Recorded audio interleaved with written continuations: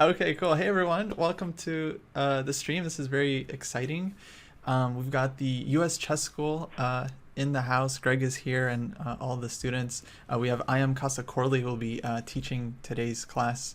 This is a new thing. The US Chess School has never been online before. If you haven't heard about it, it's one of the best chess organizations out there. It's been teaching kids for many, many years now. And a bunch of America's, best players visited a couple sessions in the U.S. Chess School.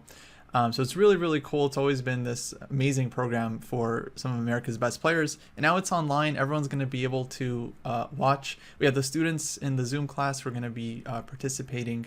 And we're going to have a bunch of new coaches over the next couple of weeks. So the theme for the next few classes, including this one, is going to be learning from your losses. Greg asked all the coaches to come in with an instructive loss they had and how they learned from it and bounced back and became stronger players. I want to mention Kassa has his own Twitch channel. If you type !follow in the Twitch chat, you can get a link to that. You can also type !USCS to get more info about the US Chess School. With that, let me throw it to Kassa. Take it away. Thank you, Kostya. Hello, everyone. Thanks for tuning in. Really excited to be here. So Greg and Kostya were telling me, we're going to do this format. We're going to have it like learning from our losses. And I must say I've lost a lot of games over the course of my chess career, but especially over the course of the past few years because I've been quite active. And I thought one of the situations or the structures that had really been, quite interesting, a quite interesting journey was actually the Carlsbad structure. And this is a structure that is quite popular in queen pawn openings. And I thought it'd be really illustrative to basically convey my journey through this structure. And so the format of the class is we're going to discuss the structure a little bit. Then I'm going to go over a loss and a win. And actually, I might very quickly go over a win that really kind of helped me understand the structure a lot, and then go over those other two games in a bit longer fashion. So anyways, as we have on the screen right now, we do have this kind of standard fare Carlsbad structure, what comes out of Queen's Gambit exchange variation openings. And what you see is you see that white has a kingside pawn majority, right? So there's these pawns on the king side here. Note I haven't put any other pieces on the board, but we have typically a king on g1 and a king on g8. And then black has a kingside pawn majority. And so that kind of already breaks up the symmetry in the position. Does anyone want to kind of speak on any of the typical plans that you may or may not see in this structure as far as the pawn breaks are concerned? Because I think understanding pawn structures is actually very important to understanding the implications of the game continuation. So I see some voices in the chat. I'm just going to throw it to someone that actually did give feedback. So Radya, would you mind telling me a little bit more about what you see in the structure? Well, yeah, like a common idea is to go use the minority attack for white, which is to go beat like b4, a4, and b5, and sometimes white plays rook b1.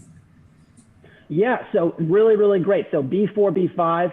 Why is b4, b5 so impactful? What does it do? It leaves a pawn on c6, which white can attack. Right. So I'm gonna add a little bit more to your answer, but your answer was beautiful. Basically, what you're doing is you're getting at the base of black's pawn chain, right? So the base of the pawn chain we could really define as the one that holds it all together, and the b7 pawn is really the base of the queenside pawn chain. So this dynamic basically with b4, b5 basically causes some consternation to that side of the board. Now, there was another voice that I heard or saw, so I'm going to throw it to Ryo. Can you give me some other thematic pawn break or plan in the Carlsbad?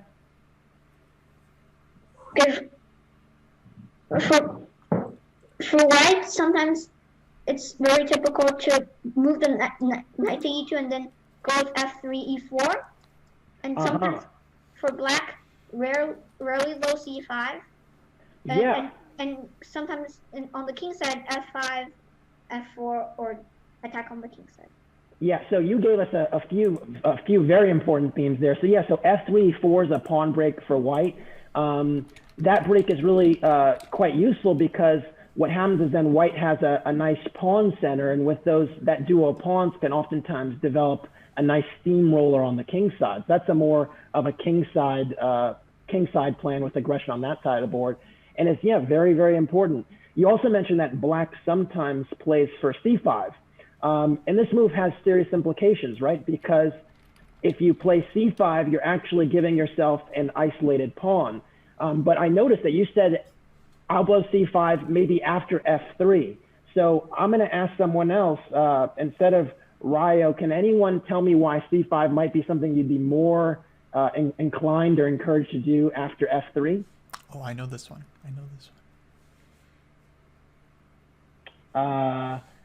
Okay, I have some exclamation points. Aryan, please answer that. Why is c5 perhaps to be more impactful after f3? Because after f3, one weakness is e3, like it becomes weaker, and c5 you can try to attack it because then he cannot take, because then the bishop comes, usually a bishop or something. That's right. So basically, this diagonal can be quite impactful towards the king. And if we imagine the king is on g1, that'd be a real source of counterplay. So I think we've already kind of fleshed out some of the themes within the structure. I'm now going to very quickly, I have a bunch of files I made with snapshots in the pawn structure just like this. And we're going to go through them very, very briefly because I do want to get to the games, which are a bit meatier. And I'm just going to speak very briefly about the implications of each structure. And if you have some theme or comment you want to note, feel free to drop it in the chat to me directly. So anyways, I'm going to close this one and we're going to move on to the Carlsbad 2, as I've coined it. I have a bunch of these. So give me a moment. I'm closing this one and I'm going to open Carlsbad 2. So this is another structure, right? So again, b4, b5 was something that we spoke about as a theme. So this is kind of the queenside counterplay at work. You can see here that white is, essentially undermining, trying to undermine the queenside structure, maybe trying to play b5 and b takes d6. And in a dream scenario, white would love to have this backwards c pawn, essentially. I noticed Aryan is making a very, very important observation. So I would love for you to actually tell us what you're telling me. So feel free to chime in here. Yeah, so basically white wants to go b5. So we have to prevent that somehow as black. And the most efficient way is a knight on d6. Because not only does it prevent b5, but it's also good. It can go to c4 in some cases and also e4. That's right. So a lot of times a knight on d6 is the dream square in the Carlsbad for that minor piece, because ultimately it basically defends the b5 break, but also in many instances can jump to c4 and kind of plug the backward c pawn. That will happen a lot as well as control the all-important e4 square, because black does typically have a slight space advantage on the king side. And so with that space advantage, it's nice to utilize that with a knight on d6. So don't worry, we're going to get a few more pieces on the board in a moment, but I'm just going to show some of the other transformations. And we're not going to, again, go as much in depth in them, but I think it's important in every opening you play to understand the various transformations that can occur through the pawn structures. And the best way to put it is to just think about pawn breaks. A pawn break is a move where your pawn comes in contact with the enemy pawn. That's how I define it.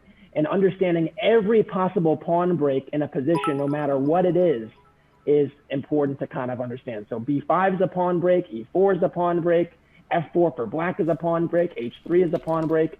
And let me show you a few more transformations and then we'll get to a game. So anyway, so I'm going to close this one. Now go to Carlsbad 3. This one, it's probably the dream scenario for white in many ways, because you have a situation where white has managed to trade the A and the B pawns and ultimately fix the C6 pawn as a weakness. And in this structure, white is doing a really, really great job, because white has essentially one healthy pawn island and black has two. And so having, you know, two islands, the fewer islands you have is better. And so this becomes a liability. So that's something to be aware of. Let me now zip through to the other few structures. Another important Carlsbad structure that I think not a lot of people consider is actually one where you actually willingly go for a isolated pawn and play c5 after the b5 break happens. Does anyone want to tell me potentially why c5 can actually be quite a useful break here? So yeah, this is actually why it's not such a big deal that the d5 pawn becomes isolated after d takes c5. Yeah, it's actually a better version of the IQP for black. I see some voices here, so I'm gonna ask Brian. Brian, talk to me. Can you speak up just a little bit, because I can't hear you very well?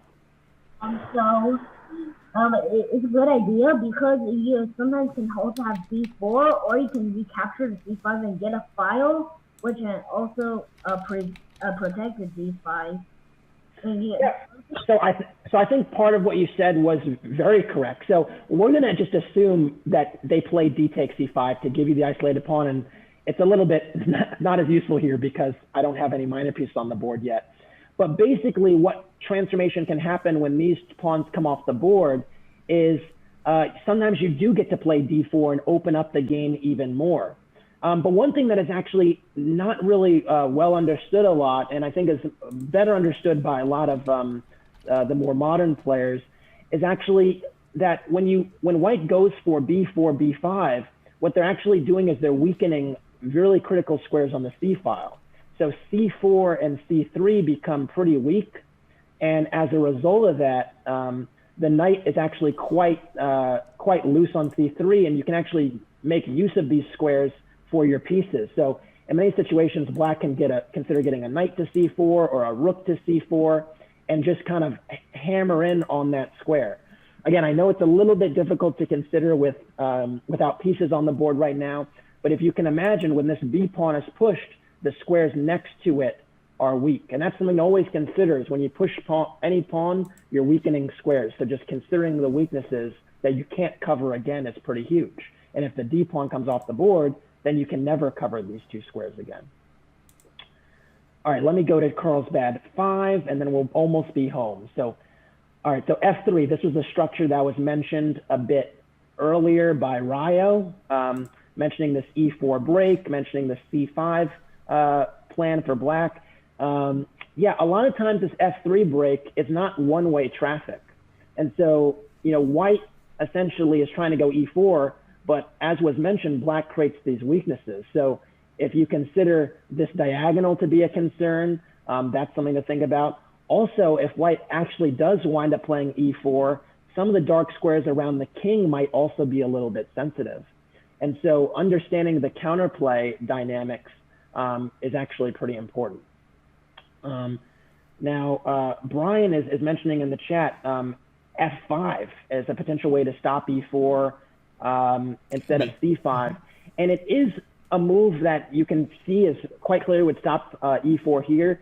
It's typically not something you actually are able to get off in a timely fashion because you have a knight on f6 already. And so the time it takes to kind of parry that with f5 is usually just not there. But in a dream scenario, that might be something that you'd want to get. All right, let me go to the last few. This is one that I think is actually really, really important. And it's something I've seen white players do before, and it's always a mistake. Because it's actually kind of funny, because in some ways, if you saw the structure and it was a king-pawn endgame, you might be kind of happy with this, because you might say, well, the b7 pawn is backward, and the c6 pawn can't move. This is just terrible for black.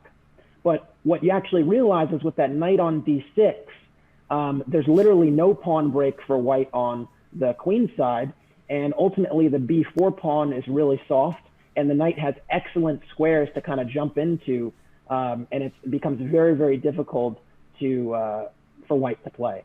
One other thing I'll make a note of with this structure is that, we mentioned f3 and e4 is that break that's kind of valuable.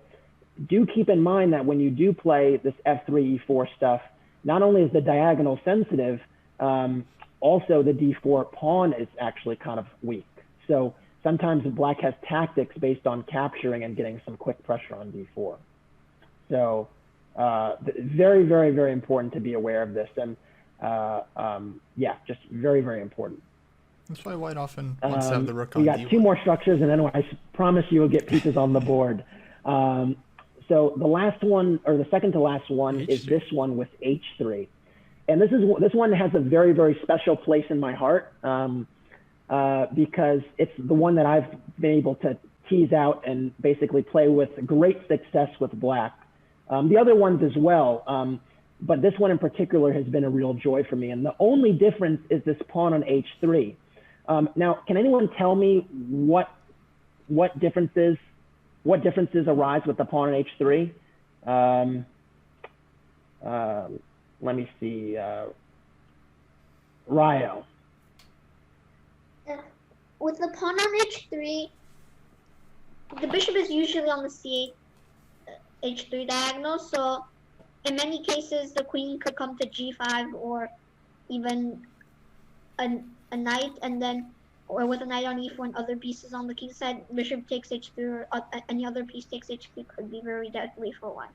Exactly right. And I see another voice in the chat that actually has some really incisive commentary. So I'm actually going to ask you, Troy, tell me what you just tell the audience what you just told me, because that was really spot on. So if f3 and e4, then g3 is very, very weak. Yeah. Exactly. So basically, I mean, that's just exactly right. Is that when h3 has been played, the f3 e4 plan, which is, I affectionately call the Botvinnik plan. I didn't make that up. I think that's kind of the what it's known as. Botvinnik was a big proponent of f3 and e4. If h3 is already included, the dark squares around the king side are all extremely, extremely weak. And so that's something to think about, is that if you can actually engineer an h3 push, it makes it very, very difficult to get this off. All right, last structure. I could have added a few more, frankly, but I thought, you know what, we maybe shouldn't do all structures all day. And this is the last one that I think is not, you don't see it all the time, but it's also a very important variation of the minority attack plan, which is that if a knight is on c3 and white has actually played b4, it is actually very, very nice to play b5. And the reason is you actually lock the knight out of the game. And it's funny because you actually see this quite a bit where white players will mistakenly play b4 while they still have this knight on c3. And a lot of times you'll find that it's actually a little smarter to sometimes put the knight on a4 before you go b4, so that when b5 is played, the knight can jump into c5. Because if the knight is caught on c3 and it doesn't have any square going forward, it's really not nice. And then you might say, well, what if it's white's move now and there's play on the a file? Well, a4 would be a nice move to play, and a lot of times it's a very nice move to kind of challenge b5, maybe get some type of Karpovian control of the a file. And what you'll find a lot of the time is that when you play a4, then the b4 pawn will be very, very weak. And so a bishop on e7 or d6 really creates a lot of problems for this pawn on b4. And after the simple move a6, black can keep the structure together and then argue that the b4 pawn is very weak. So these are very, very important nuances. I'm not going to call on you, but Ariane is saying most endings favor black, or I wouldn't go that far, but a lot of it really depends on the position. But understanding the nuances of these pawn breaks and structures really can inform where your play is coming from. So I'm gonna show you a quick game. Maybe you've seen it already. This is not the loss, but I wanted to show this game because we're talking about learning from our losses. And after I played this game, basically a lot of people start to take notice of this variation that I pretty much pioneered, and and it made it a lot harder to play it going forward. And I think I had to kind of go back into the lab and kind of figure out how to bounce back after getting a loss in the structure. So many of you may be familiar with this game, so I'm not going to kind of spend too much time on it, but it's important for contextual purposes.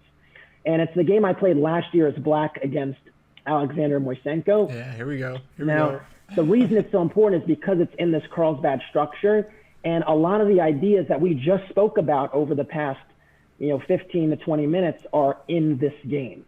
So I'm not going to spend too much time on it because I want to get to the loss, but I'm just going to give you some broad strokes.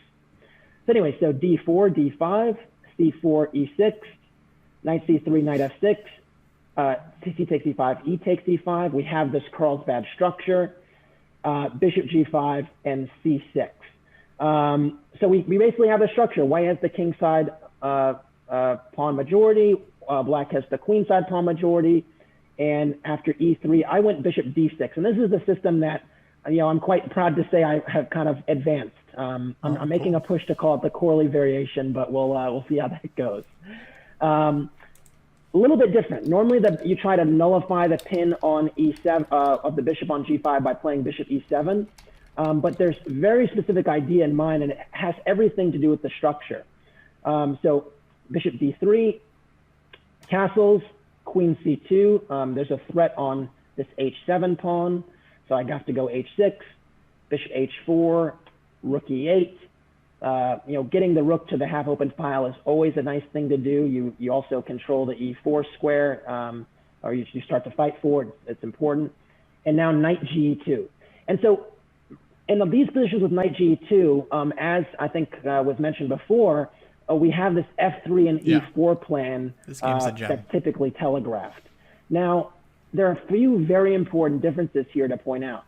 First of all, with the rook already on e8, f3 is not possible because the pawn on e3 hangs. That's very, very important. And now the other important thing is that castling with white actually is not very effective right away. And so I played the move a5, and and Moisenko played h3, and it's very, very important to understand why h3 was played. Why was h3 played? Does anyone understand why h3 is played? All right, so I'm just going to give credit where credit is due, just because we want to move through this game quickly. But great insight, Jason. H3 is played to stop bishop takes h2 check, and already you can see the difference between having the bishop on e7 and d6. The point is that if castles, bishop takes h2, and we have this Greek gift action with knight g4, hitting the undiscovering on the bishop on h4. King g3 is the only reasonable way to protect, because if you go king h3, there's some discoveries on that king. And then g5, and basically, black is not only getting the piece back, but also has a raging attack with the king on g3. So h3 is, if you want to castle queenside, h3 is what you need to do, or kingside, h3 is what you need to do. But after h3, you've wasted a precious tempo, and you've created this hook that we discussed before, which makes it more difficult to essay the Botvinnik plan that we discussed. So I now went knight a6, very, very important move, threatening knight b4, and actually kind of provoking a hook with a3. And after a3, I moved the knight over. There were some nice sacrifices that happened. And ultimately, basically what happened was white kind of fell apart. I mean, the position's already winning for black, but essentially the real issue here is that because of the h3 move, it makes it all the more difficult to play the Botvinnik plan with e4 because the dark squares are extremely weak. And I think the crown jewel of this game, or the reason it gets remembered, is this move, bishop takes h3, rook d1, and rook e5. And the point is the king side is so weak, and all these pieces are kind of blocked in front of each other, which actually means I can, get off a very devastating attack, even a rook down. And yeah, the game ended kind of in short order, but I encourage you to take a look at this game if you haven't already. Checkmate at the end. Very important from a structural standpoint. And the reason I'm showing this game is because this next game I showed was a loss in the same variation. And it's the only time I've ever lost in this particular variation, bishop d6. So I thought it actually is not a game that you can find online because it was played at an open tournament in the US where there weren't live boards. And so I'm really giving you a peek behind the hood here. And wow, nice. yeah, hopefully we can draw some conclusions. Actually, no, this game was played. Sorry, the last game I'm going to show where I bounced back was played on without live board, but this game was actually played. You can find online. So, anyways, we're going to get our Carlsbad structure again, and nothing is new under the sun just yet. Knight G2 was played before Queen C2. That actually is kind of notable. And here after bishop h4 and h3, something happened basically. Essentially what happened is I'd had this game. My opponent was this grandmaster Hedin Stingrensen. He's a very good Icelandic GM who I believe resides in the States. And I was concerned that I wasn't concerned. I was fairly confident he'd seen this game that I was quite proud of and had preparation. And I was like, wow, this is a little bit different because the queen hasn't come to c2 as is typically played. And I was like, well, are there any differences here? And essentially I was really concerned and I thought, you know what, maybe it wasn't the best thing to play into the same particular variation. And so I played the move knight bd7. And knight bd7 is wrong for two different reasons here, which we will get into in a little bit. But I want you to see a little bit further the course of the game, and we'll come back to why there were some problems already here. So knight bd7, queen c2 is played now. I played knight f8, thinking, okay, white's going to castle kingside. I've maybe going to mosey my knight over to g5 in similar fashion, but through the f8 instead of through c7. And then white actually castled. And here I was kind of already really not loving the position. Well, what are the differences here? Does anyone want to kind of make note of the differences here or point out anything? Castling queenside is pretty rare. I guess white can go g4. Just kind of annoying. I see some. Give me one moment to. Yuvraj, please tell me what's different here. Yuvraj, nice. Well, usually for queenside castling, mainly black uses time on going b5 and attacking queenside, and white tries to go g4 and stuff like that. Right. Usually, like kingside castle stuff is just like more like a normal position. Right. So basically, the dynamics of white castling queenside has made this a real race, even a more urgent race than usual, because all of a sudden, as you mentioned, b5, b4 might be a consideration, and white might go g4, g5. Now, the issue is that I've created this hook with h6, which means that g5, pretty much will instantly pry open the position in a quite uncomfortable way. And the problem is that with having gone knight bd7, I actually didn't provoke a3, which is extremely important.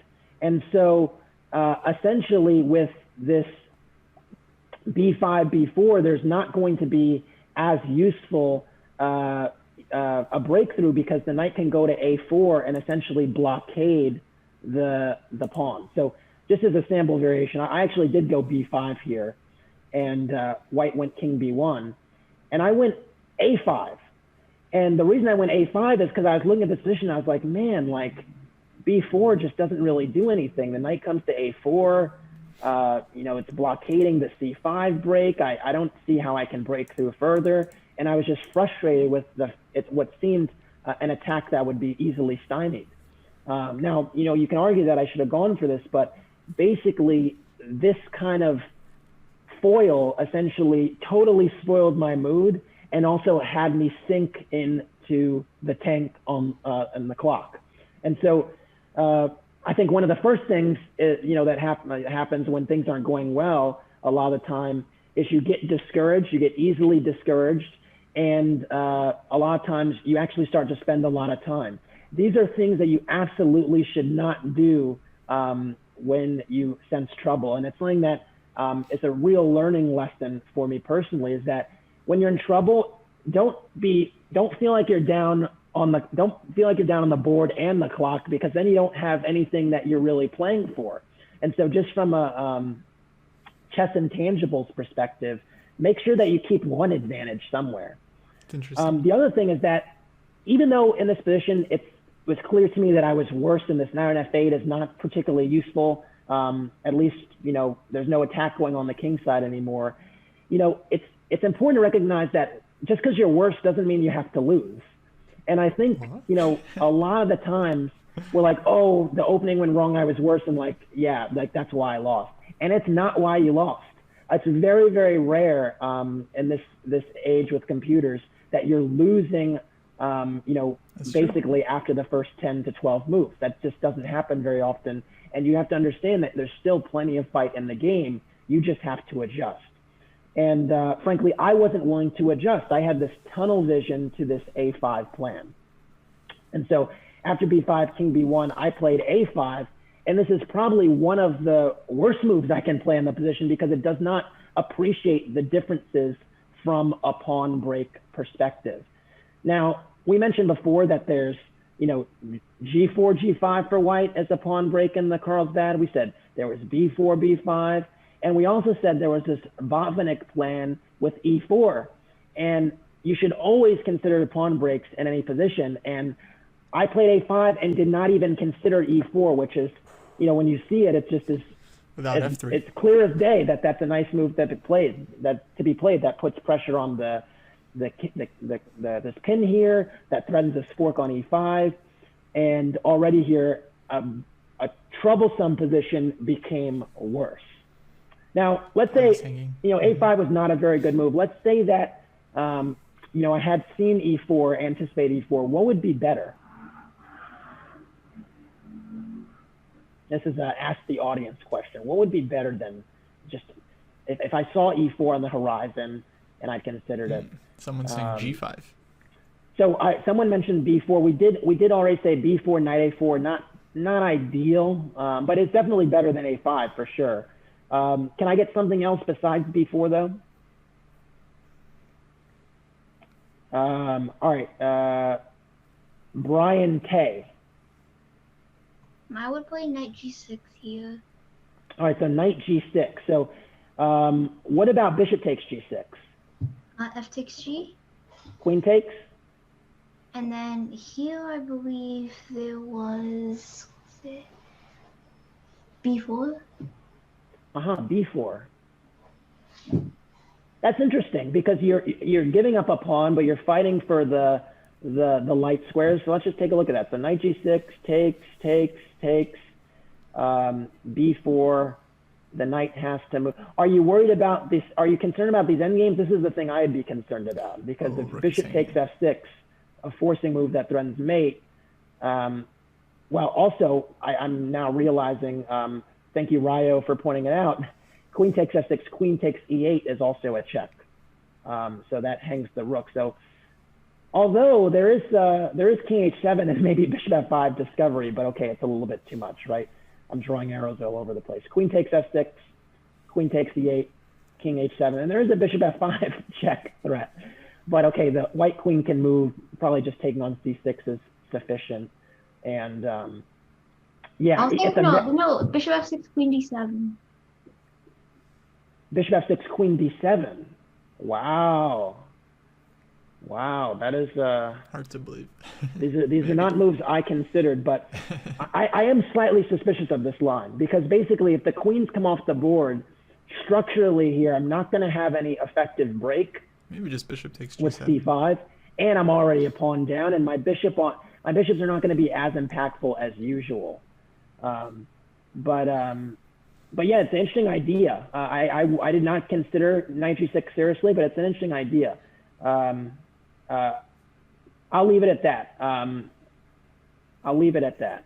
I also heard, I saw in the chat, Julian, you wanna say what you're thinking? Yeah, sure. I think probably g4, g5 is just such a big deal that and also e4 that I need to stop it immediately with like bishop e7, and if you play e4, then I can just play knight e4. And if g4, maybe I can play something like knight fd7 to try G4, knight which knight 67. Knight 67. To play knight d6. Yeah, this is interesting. I think bishop e7 is the best move. So cheers for finding it. It's interesting to make that observation that e4 is actually something that we have to be worried about. Also, this pin is just annoying, and there aren't any tactics as in the game from before that justify not solving that problem. And so you'd say, well, I need to deal with this. And this is actually what should have been played. I mean, I think after bishop e7, white is still better. White can carry on with g4, and it's still white is fast, but it's still very much a fight. I can go a5, and if I get a4 first and then b4 and then b3, I might be striking pretty quickly, and there's still a lot of game left, even though white might be doing quite well. That's what should have been played. Now, it's funny, I will say, looking at this and comparing it to the normal lines with bishop d6, you kind of already discover two things. One, that it's very, very important to play a5 and knight a6 to establish this hook with a3, because the point is you're going to be way less encouraged to castle queenside with that, with having had to play a3 and create that hook. And then separately, this pin is actually a problem if there aren't any tactics. So basically, there were two things that went poorly, you could say. One is shifting the knight over without creating the hook, and secondarily, not nullifying the pin. And so those are the two things that really set this game in motion in a really poor way. And we'll see how I get mopped off quite quickly. So king b1, a5, e4, yikes. I was already disgusted, and I played b4, and then bishop takes f6 was played, and I should have played g takes f6, and the game is still very much on. I mean, it's a messy position. I have the two bishops. My king is not as weak as it looks, although it's not great. And we could have some type of position on the board like this where white's better, but like black's not losing at all. I mean, black has the two bishops, some structural weakness, but a knight on e2 is not so hot right now, and it's still a game. Instead, I got rolled over. I went queen takes f6, which didn't feel great, but I did it, and then I got rolled over with e5, and my queen went on a horrible escapade. And then, yeah, already here you can kind of see that c6 is hanging, the bishop on d6 is hanging, the f-file is open, the queen is on h4, kind of in no man's land, and there are just too many problems, too many weaknesses. Yeah, we can just zip through.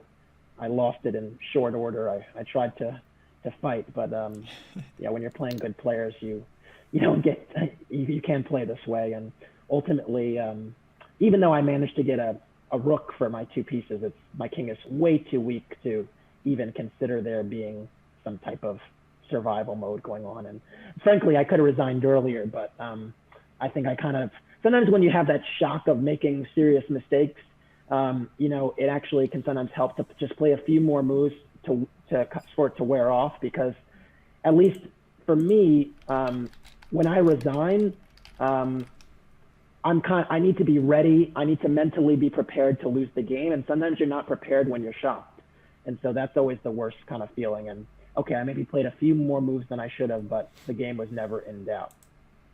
So anyways, this was an important game for me, and it was a tough one to handle because I'd had such great success in the Carlsbad, and In fact, this is the only game I'd ever lost in the structure with bishop d6, the Korley variation. And it was something that told me, you know what? People now are aware I need to go back to the drawing board, and I don't need to ditch everything. And I think that was the thing that, you know, came out of this game too, is I basically decided very early on, I'm sorry, I'm just dipping back to the position. I decided very early on, I was like, oh no, queen c2 has not been played. Something's different here. And then I also said, well, they're going to know something. They're going to have some idea. I need to switch. And when you know the structures and the transformations as well as I do, and frankly, as well as everyone that's watching knows now, because we went over a bunch of them, you just need to be confident that you're going to be able to navigate the game, even if they have some idea, because ultimately that idea should not necessarily change all the dynamics in the game. And so a lot of times it's just having confidence in your stuff and understanding that if it's not a, you know, a super, super sharp position, it can get sharp, but if it's not a super, super sharp position, you know, a novelty might not change the overall valuation. It's just going to be something you have to notice and try to react differently to. Does anyone have any questions about that before we go to the triumph? Yeah, very interesting how these like subtle ideas can just change. I'm going to close this one and go to the game I'm going to show. The position. That was actually one of the last games I played this year before everything went down. But so Aradhya asked, is knight bd7 bad? It's not necessarily terrible, but the combination of knight bd7 without provoking a3 was an issue. And that was the conclusion that I'd made, is that if I'm going to play this bishop d6 line with knight bd7, it's important to kind of at least make sure they can't castle queenside easily. And that was something that I kind of didn't do. The best way I could put it is it's kind of like them not making castling queenside at least challenging. It's kind of like playing bishop e2 in an English attack, right? Where you've already played f3. And for those that, you know, maybe don't get what I'm saying here, I'm just going to make some moves of the English attack. Is when I was, I mean, I was never a crazy Sicilian player, but one thing I did understand is in the English attack, right? A lot of times you're not, if you play f3 and queen d2 and so on, you're not rushing to play bishop e2 because it's kind of, you know, not particularly useful in that time, right? Because you've already covered the g4 square, which is one of the utilities of playing f3. You stop knight g4. And in a lot of situations, they might put a knight on c4, and then you're going to just take the bishop anyway. So it's kind of like, if you combine ideas, it might not be kind of the best thing to do. And so in my eyes, it was kind of like a thing like that, where the ideas did not flow well together. Chelsea asked, how would you go against castles long with the Carlsbad if white ends up doing it? So some things I'll keep between, I'll keep close to the vest. But I'll say this much, is that if white has played a3, it really is not a great idea to castle queenside because you've manufactured that hook. So it literally takes me 2 moves to pry open the position. And that's something that's important to point out. So anyways, just to get into this game was played between, I'm probably going to bludgeon his name, but Grandmaster Bartolomé Machea. I know I'm ruining it, but the Polish Grandmaster, who is, you know, a coach at a school in Texas. I think it's one of the really strong schools that supports a lot of chess scholarships. I can't remember the name. I think it's UTRGV he's the coach of, but I can't say with 100% Rio Grande. Yeah, Rio Grande. Okay. But yeah, he's been in the States for some time now, and, you know, former European champion, I believe, back in the day. So anyways, let's get into it. So C4, this is, by the way, this is the last round this is round 9 in the Southwest class this year in 2020 in February. One of the last games I had played this year before, you know, we kind of went into our bunkers. Yeah, and of course the open tournament, so preparation before the game, you don't have so much time because they give you the pairings like 10 minutes before the round. And, you know, all of you here, at least all of you young ones have played in opens here, so you know how it is. So anyway, so c4, e6, knight c3, d5, d4, takes, and we're going to get our beloved Carlsbad structure with this bishop d6 variation. Bishop d3, castles, knight g2, h6, bishop h4, rook e8, and h3. And here I had, you know, a decision to make, right? We literally had this game. The game where I'd lost to Steengrimsson was actually in late 2019. So there were like 3 or 4 months between games. But maybe you'd seen this game. He followed the same exact path. And frankly, I learned something that basically you all have learned now, which is this combination of knight d7, bishop d6, without kind of creating this, you know, magic hook on the queen side is probably not a great idea, especially if I'm going to go bishop e7 back a few rounds later. So I decided to play a5 because, you know what, I need to at least provoke this a3 move. So the thing that concerned me was that, well, if after a5, well, maybe he doesn't play queen c2. Maybe that's the detail. Maybe that's the thing that is I'm missing. And funnily enough, after a5, Bartek, as I affectionately call him, and I believe I'm not the only one, castled right away. And already here, something had been different from the game, from the first game we looked at, which was with the sacrifices, which is what? What's the difference here with castling right away and not playing queen c2? What are some of the implications of this setup?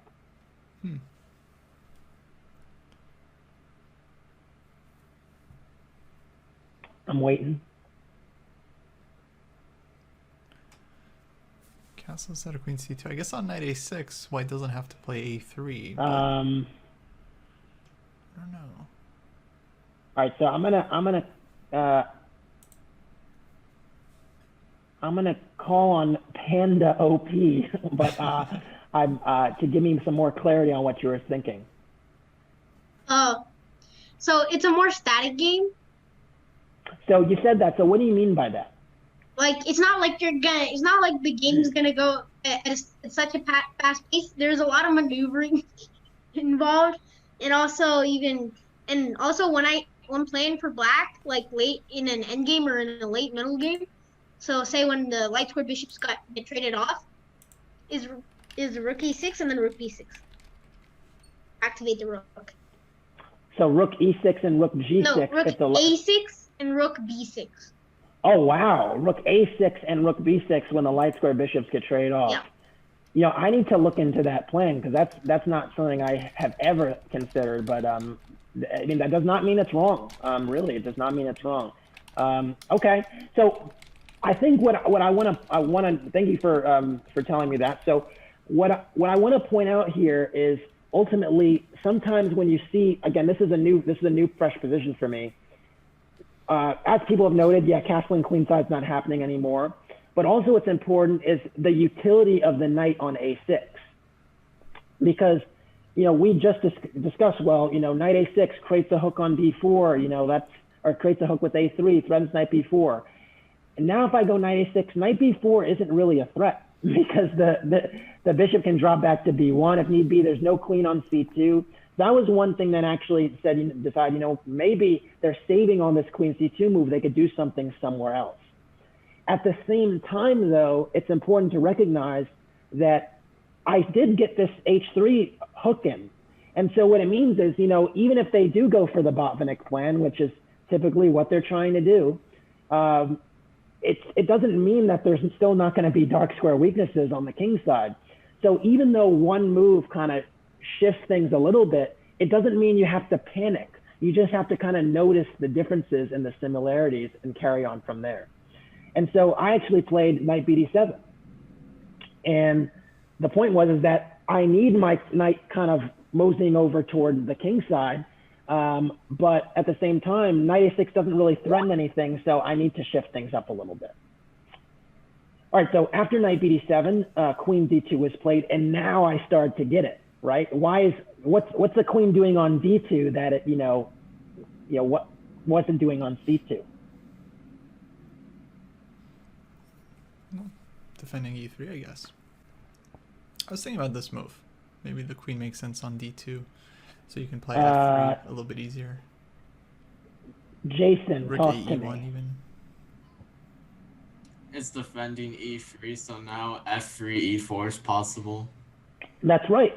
So not only does the move connect rooks, and we do love connecting rooks, it's a very, very valuable thing in chess, but it also supports the e3 pawn, so now all of a sudden f3 and e4 is possible. I'm literally repeating exactly what you said. It wasn't necessary for me to do so.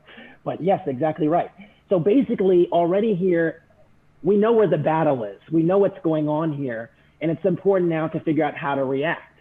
So I played the move bishop e7, and I think this is something that would be very, very difficult to make a decision to make if you hadn't seen the previous game in which I'd lost, and which Julian very accurately pointed out, hey, this is this pin is a problem, and we gotta have to deal with this, right? And the point is that, again, f3, e4 is an issue, this pin is an issue, and the same type of spinning the knight around is the utility of that idea is not useful anymore, especially with the queen already protecting e3. And so I thought, you know what, this makes a lot of sense. Now, the other thing is bishop e7 actually kind of threatens knight e4, because the queen is already on a square that's a little bit different than usual, is on c2. So there's sometimes this nice tactic taking advantage of the bishop on h4. And so even though it feels like I'm wasting a move in a way, I'm also kind of gaining like a half tempo to kind of force the white player, the bishop, to adjust. And so now bishop g3 was played, and now I played knight f8. And the idea is you kind of swing the knight over, we're getting kind of our stuff in, but we're keeping an eye on the f3, e4 plan. All right, so now f3 was played, and this is kind of what has been kind of telegraphed with the last few moves. How do we deal with e4? Because that's kind of the question here, is if white gets in e4 and e5 unscathed without any pressure, white's going to roll black over the board. So dealing with that is actually really important. How should black deal with that here? In fact, as a matter of fact, the next several moves are basically a tug of war with threatening e4, stopping e4. My initial idea would be like maybe knight h5, bishop moves, and bishop g5. We'll see. Asish, talk to me. I would go knight e6 to attack, if you can't play e4 anymore since the d4 pawn is hanging. Beautiful, exactly right. Knight e6, stop the plan, disrupt the idea. Very, very important. And I felt quite good because at the end of the day, right now, again, I'm still a little bit worse probably, but I'm kind of in the game now. I understand the dynamics. My pieces are kind of not terribly placed, and I'm trying to make the adjustments to the threats. So yeah. Now, bishop d6 was pointed out is a move that could be considered. Trading the bishops relatively quickly can kind of kill the dynamism a little bit, especially when we consider it's the dark squares that are the ones that are sensitive if e4 is played. More importantly, though, is I'm not 100% sure if this stops e4, because now if queen takes d6, e4 may or may not work, right? And then there might be a fork idea. And if you take, I think everything is covered. Not saying this is completely clear, not saying that at all, but it definitely is something to consider. So, I realize actually we're almost on the, I want to get to more critical parts of the game, or okay, that there are a bunch of critical moments, but I feel like we might be coming up on some time crunch. So I'm not going to spend so much time on every single move, but there are some important details ahead. So anyway, so knight e6, king h1. Very, very interesting move. One of the things that was important, or I thought was pretty important, was that if e4 was played, as was mentioned, one of the things that was on my radar was scenarios where e5 is played. and there might be some bishop h7 check themes with the queen being unprotected. So in some ways with the king on h1, those themes are somewhat renewed. Not quite, because there's knight takes e2 and knight takes g3, but those, and knight takes g3 with tempo if the king's on h1. But moving the king on to h1 makes a lot of sense if you're trying to get in this e4 move. So anyway, so king h1, and now I like my knight on e6. It kind of discouraging e4, and it's like, well, how do I continue? I have to continue to disrupt the e4 plan. And so the way I decided to disrupt the plan was with b5. And again, it's all around whether e4 is going to be something that happens cleanly or not. And I thought b5 was a nice idea to kind of undermine this knight on c3 a little bit, or at least make white think about it. Now, Aradgas, why not king h2 instead of king h1? A lot of times the king is actually very, very vulnerable on this diagonal. I see it a lot, especially in situations where one side is fianchettoed, or especially in like King's Indians, where a lot of times players below the expert level, you'll see them have like a fianchettoed position on the king side with the bishop on g7, and then they'll have a pawn h6, and they'll actually go king h7 instead of king h8. And what I'll say is, 95% of the time, the king is actually better on h8 behind the eye of the bishop on that diagonal. And so I think there's a little bit of symmetry here, which is, thank you, Ryo, for pointing it out, which is that if you have the king on this diagonal, after a move like knight h5, ultimately your king is just not going to be secure there. And so on h1, it's actually a bit safer behind that diagonal than it is on h2. So that would be basically the conclusion there. So anyway, so king h1, b5, rook c1, and this in some ways is a small victory, I would say. Not because why black is better or anything, but because we've discouraged the e4 plan enough that they're actually kind of thinking about other things, right? They're like, you know what, like e4 kind of is not in the cards anymore. b4 is annoying, a4 is annoying, and so I was like, you know what, this is actually not so bad. But the issue with b5, especially when when it's a half open file, right? Is the c6 pawn is very sensitive, and so I have to deal with that, and I went bishop b7. All right, so bishop b1 was played now, not the most incisive, but again, kind of an admission that, you know what, this e4 thing is not really on the cards right now. And one of the themes here is that with bishop b1, the d4 pawn is actually protected again. So maybe e4 actually becomes an idea now that the pawn is reinforced, and black can't just win it outright. And now I wanted to challenge this knight on c3, but as we mentioned before, it's very important to ensure, we looked at like one of those Carlsbad structures at the beginning, that the knight on c3 is not, does not get active. It does not get to the c5 square. So how should black proceed to ensure the knight does not get to that square? How can black proceed on the queen side without allowing this knight to c5? I guess we normally push a4 and then that's right. b4. We got a few voices here. I'm going to throw it to Chelsea. We could first play a4 and then b4. So then when we play b4, the knight can't go to a4. Exactly right. Exactly right. And that's what I thought. I thought, you know what? We're going to get this a4 move in. This knight is not going to have, meaningful squares.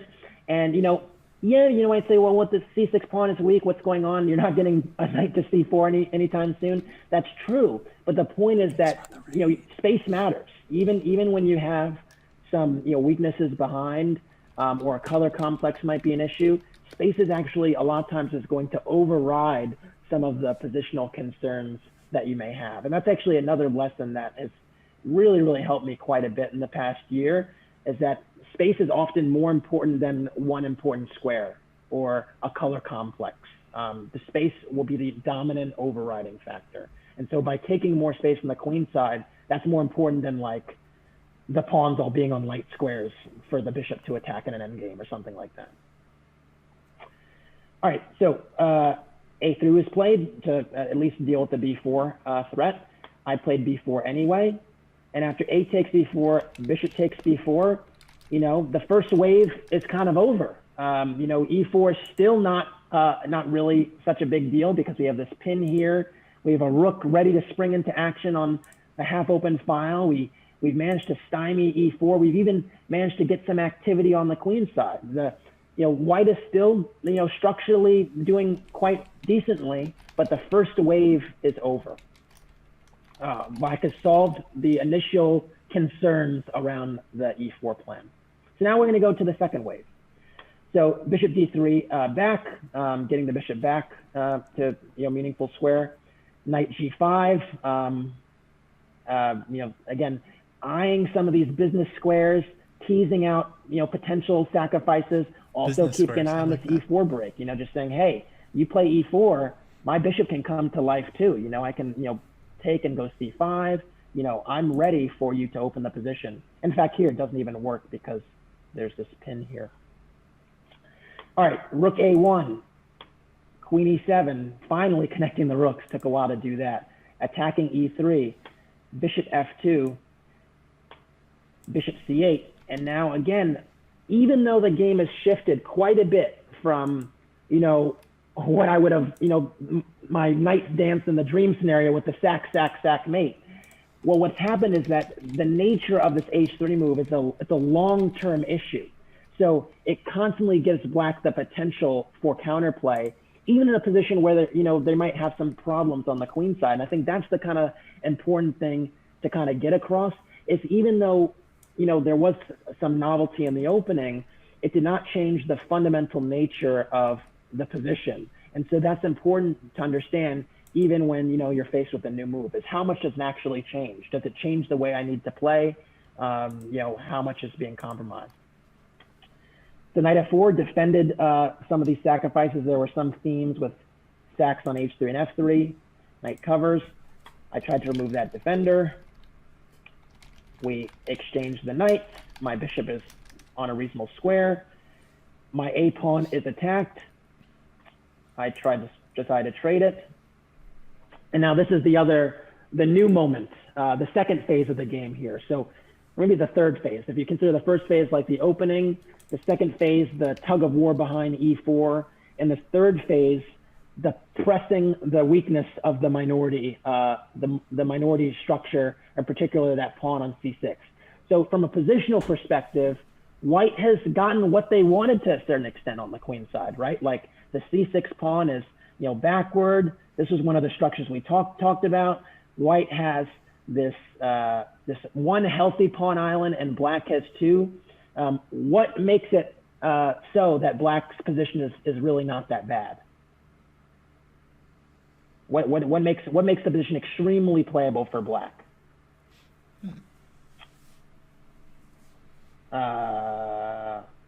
Throw it back to Chelsea again. White's king safety. Right. So the king safety is a huge deal. I'm going to challenge you. Can you tell me one other thing that, you know, black has going for them compared to normal situations in the Carlsbad that makes it, you know, less? It's not just one-way traffic. So the king safety. There's another thing that's kind of important too. A few things.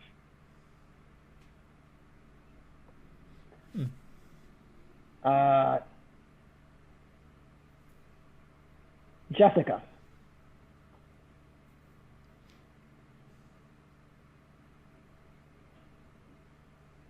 Oh, okay. There's no mic. But yes, you're absolutely right. Black has some open files. The bishops are active. Those are very, very important aspects.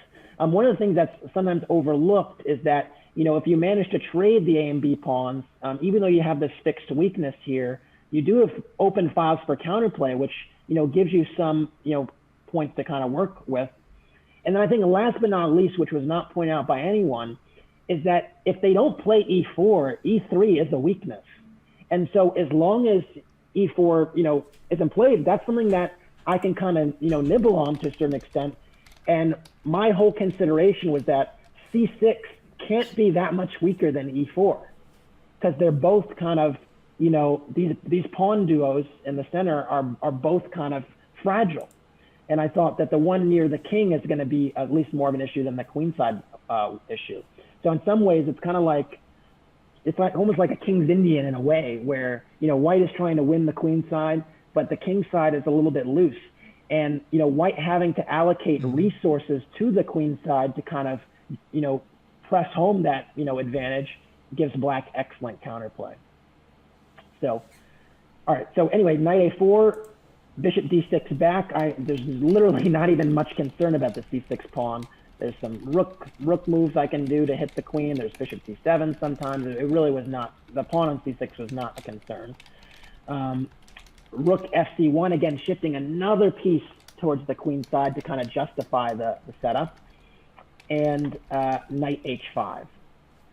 And you can see here that while white is kind of pressing down on c6, I'm like, well, hello, I got like 3 pieces pointing that way, a knight on h5, a queen on g5. And white was concerned enough with the dark square's weaknesses here, that white actually played f4.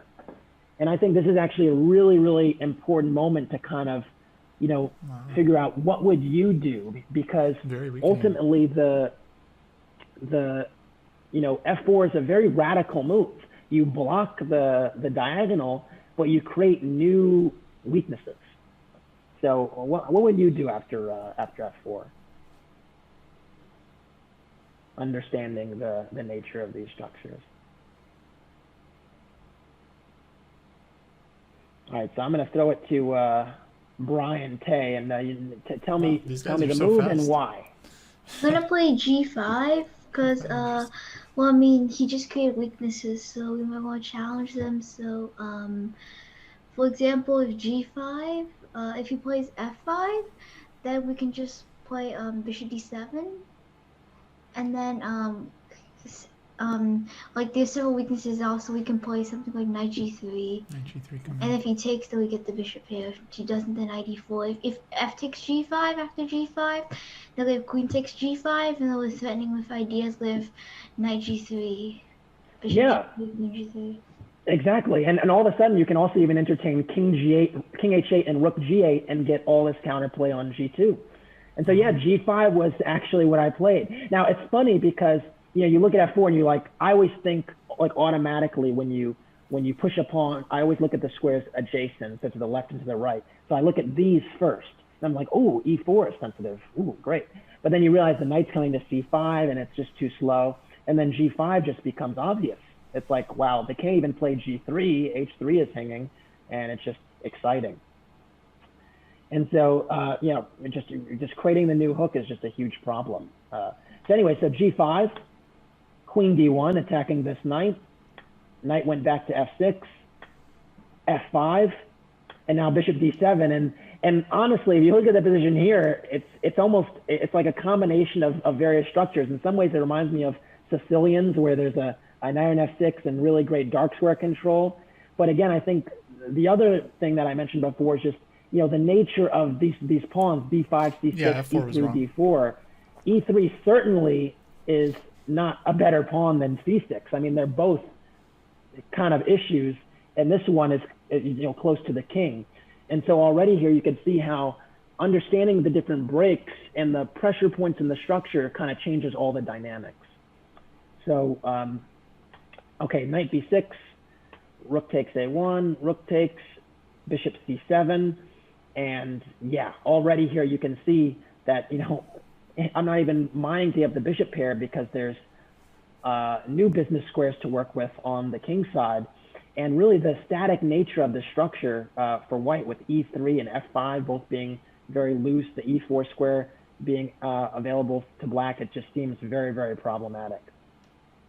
All right, so anyways, knight takes d7, queen takes d7, and rook a6. And the game actually ended here somewhat abruptly. I mean, it didn't, at least as far as the competitive advantage is concerned. And I saw, Panda was chomping at the bit. So I'm going to give you first dibs here to try and tell us all how black should handle this one.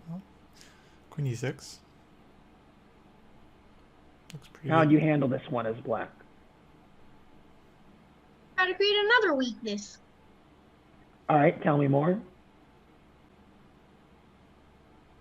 94. 94. So your idea with 94 is if what if bishop takes e4? Rook takes. And then you're arguing that you're better here, or what are you arguing? A little bit. A little bit. I'm Okay. fine Yeah. with that. Yeah. I don't necessarily disagree with you actually. This f5 pawn is a bit loose. I still have this bishop playing down this diagonal, so the bishops are better. It turns out that there's something even a little bit more incisive, but yeah, I think black would be doing pretty well here. I actually opted to play queen d6. And the reason for this is I found a forcing continuation that I thought is pretty nice, and I noticed that someone has spotted in the chat, so I'm just gonna throw it to Asish to tell us all what's coming up next. If he goes like bishop g1, there's rook e3, and if there's like queen g1, then I think there's like knight h5. Yeah. Very, very dangerous. Very, very nice. There's knight h5 themes. There's queen g3 themes. What if g3, as is played in the game? Oh man. This is to anyone. You have to give me a next few moves. Easy. Troy. Rook takes c3 is an idea. So can you give me more than a move? Rook takes c3, bishop takes c3, queen takes g3, queen. Not sure, e2 or d2. All right, so you got the line that is I think pretty relevant. So yeah, that's what happened. Rook takes e3, nice. Queen takes g3, queen takes h3, and king g1. And I think this is kind of the moment where you kind of have to be like, okay, I have probably at least a draw in hand. There are pawns to the good. We have a lot of pawns, but there's still some things that need to be worked out here. And I was quite pleased to discover, as shout out to Chelsea and Brian are discovering, that actually knight g4 is just winning on the spot. And initially I was thinking, well, I can go bishop h2 and then I can take there, and then I'm going to take on e3 and d3. But I was like, well, they can take on h6. Maybe it's still a little bit unclear. And I realized that I can throw in the knight first and have all of the same threats. And the nice thing is with the knight on g4, the king can't actually escape towards the king side either. So that was another concern. And so it's actually it turns out to be completely winning. And the funny thing is white has moves here, but the slow attack or the slow burn or whatever you want to call it just wins. And so white played rook a8 check, and I went king g7. And then I had to calculate this at the beginning. They went f6 check, which is actually really important because my king actually can't move here if I don't deal with the pawn. And this is something I was worried about. I was like, well, what if f6 check? What do I do? And I realized that actually after knight takes f6, I can just go back to g4. Nothing is changing. The queen on e2 is, just tethered to the bishop on f2 or on e3, and knight g4 is still coming up. And yeah, the game, I mean, white could have resigned here, but, sometimes, again, if that element of shock hasn't, fully, it's just set in, you're going to play a few more moves. And so white went rook a7. I went bishop h2 check now.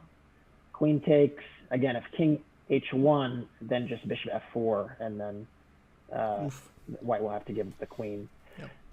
So they had to take here, and it's helpful now that everything is kind of collapsing, and well, having a knight and a million pawns is usually enough to win, but I decided to even defend the backward c6 pawn and then get my own pawns rolling, and finally white resigned here. I think it's a hugely important game for the line with bishop d6. I also think, again, this is actually not something that you can find anywhere, frankly, so because it wasn't played on a live board or anything. And I think it's a really good kind of illustration of all the various phases of the game in the structure, because we had the Botvinnik plan, we had Ella with e4, we had elements of the minority attack with b4 and b5, and then we have these hook ideas with the pawn on h3 that came together. And I think the main conclusion, from this game in particular is a few things. So one, just about the game itself and the variation, is I honestly don't believe the minority attack is dangerous. We've already looked at various ways to deal with it in the pictures at the beginning, but there's actually so many different ways you can deal with the minority attack, and it's really not very dangerous.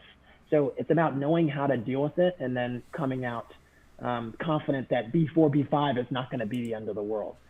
I think specifically with respect to game adjustments, it's very important to know your structures, because in any opening, whether it's a Sicilian or a French or I guess no one plays the French, that's what Greg always says, the Carol-Khan or e5, there are a series of various transformations in pawn structure where if you understand what the plans are in them, you're always going to be fine, even if you don't know what the theory is.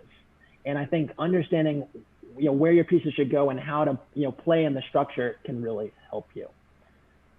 All right, so that is it for learning from the loss, and I hope this was useful. I'm actually quite confident it was useful. It was useful to me after I got hammered in that first game, and I was like, man, like this line is good. Why is it going so poorly? But I think it's something to definitely think about in your own games. So that's all I got. I guess we're on to the questions phase. Yeah, thanks, Kassa.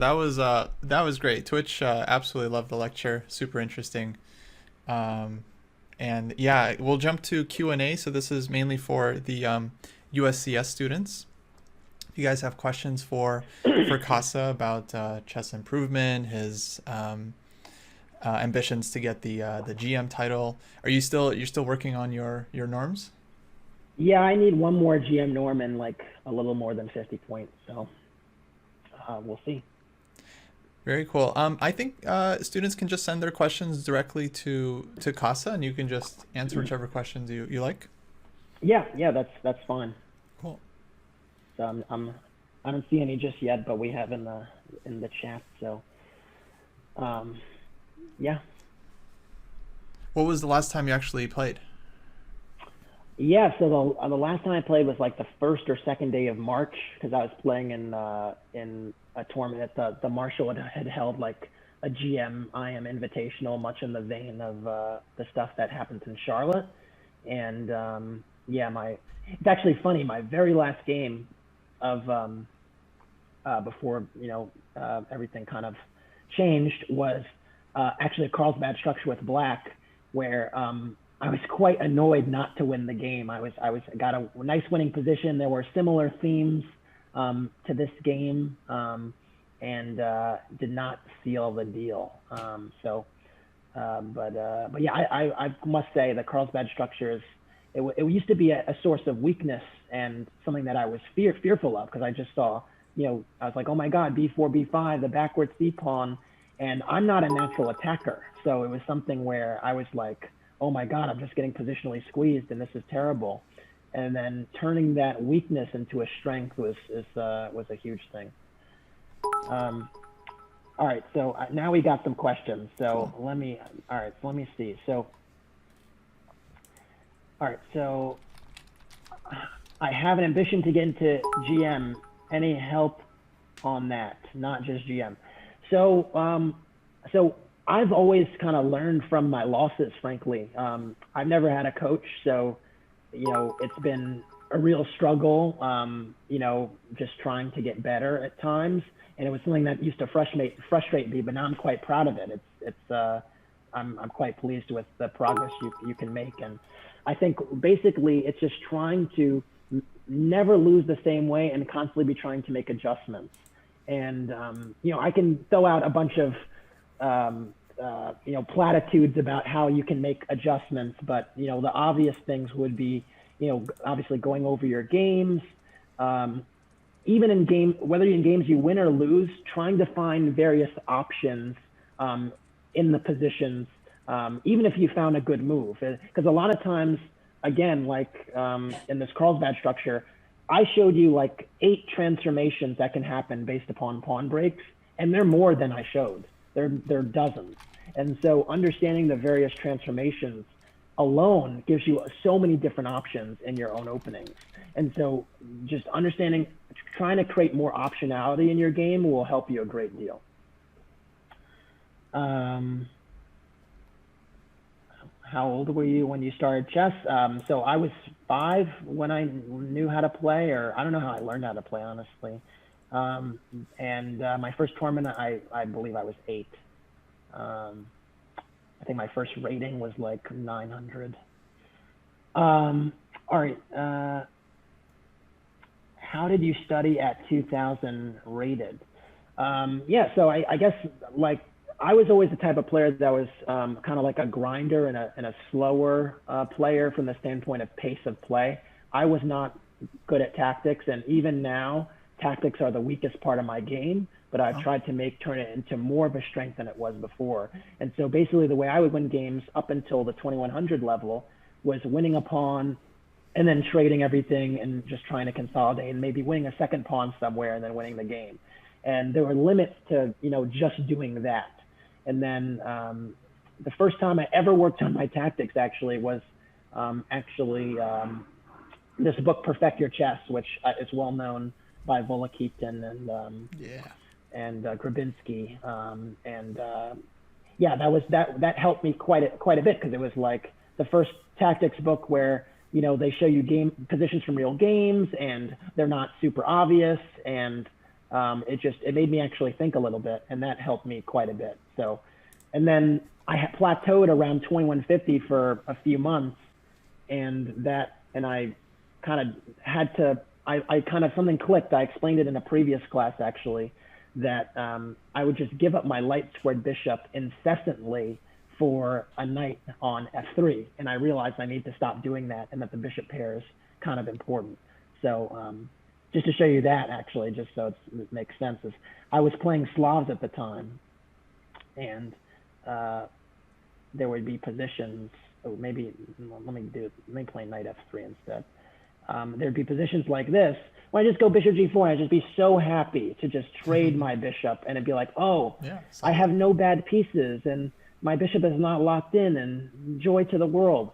And what I realized is that, the long-term implications of giving this bishop up would just hurt me time and time again, and the stronger players would be good at taking advantage of it. Even though this is a playable position for black, I'd just be giving white long-term trumps. And then realizing that the light square bishop on c8 is not necessarily the worst piece in the world, and it has potential later, kind of helped me to cross to master and get over that little plateau. All right, is bullet bad for classical chess? Yes, yes. I'm a little biased because I'm not the greatest bullet player in the world, but it no doubt is not helping your classical chess.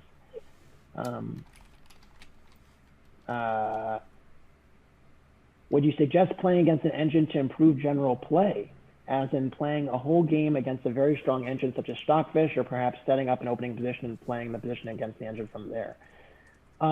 If you have the discipline to do that, and play like, I would say not, and if you have the discipline to play an engine and lose over and over again and try to make adjustments and see where that goes, by all means. Most people do not have that discipline.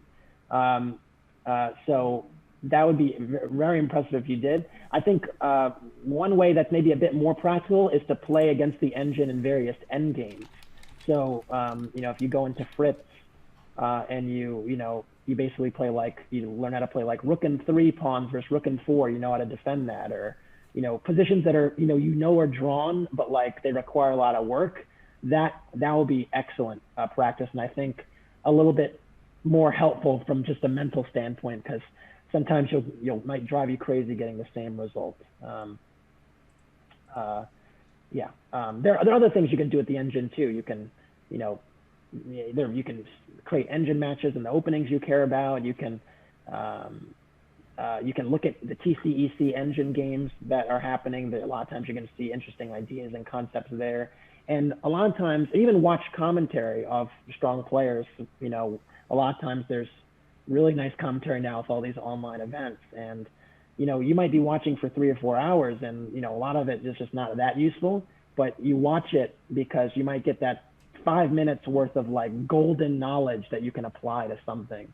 And that could be very helpful for you. Did you ever hit a plateau in your career that took you a long time to break through? If so, what did you do to break through? Well, I mentioned the one about, you know, the 21. I mean, that wasn't a super long time because it was a few months. I mean, one could technically argue that I've experienced a bit of a plateau in the last year or so. I don't see it the same way because even though my rating hasn't jumped in a huge way, I've picked up some norms and I did have some, you know, had some personal health concerns that affected it. But I think typically it's been, I haven't had like, I've basically, whenever you're having any type of struggle, it's important to continue to innovate or try new things. And innovating doesn't necessarily mean analyzing with the engine for hours on end. It just means trying to find new wrinkles on your own or with the engine, but that basically create new dimensions to the game. So I mentioned before, this optionality is huge because the more options you have, the more counters you have, the more you can deal with the different setups that might be thrown at you when they are. And a lot of times counters can just be playing your bishop to a different square than you would normally put it, or making this pawn move instead of that pawn move. And so there can be very subtle counters and drastic counters where you're like, I'm going to put my king queen side instead of king side.